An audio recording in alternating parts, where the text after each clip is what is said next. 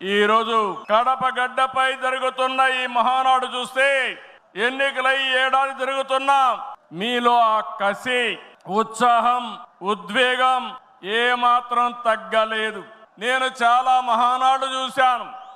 దగ్గర మనం చూస్తే 34 మహానాడులు మనం జరుపుకున్నాం. 2 మహానాడులు డిజిటల్ గా జరిగాయి.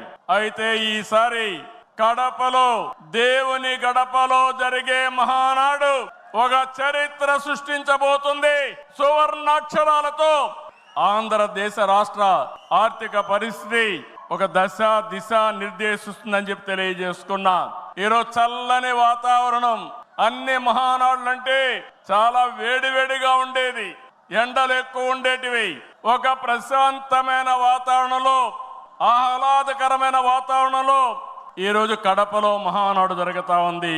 ఉమ్మడి కడప జిల్లాలో 10 స్థానాలకు గాను 7 స్థానాలు గెలిచాం.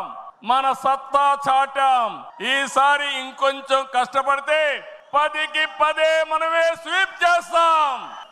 రాయలసీమ ప్రజలు అద్భుత చైతన్యంతో ఈసారి ఇచ్చిన తీర్పును గౌరవిస్తూ వారికి ధన్యవాదాలు తెలపడానికి కడపలో మహానాడు పెట్టాలని నిర్ణయించాం.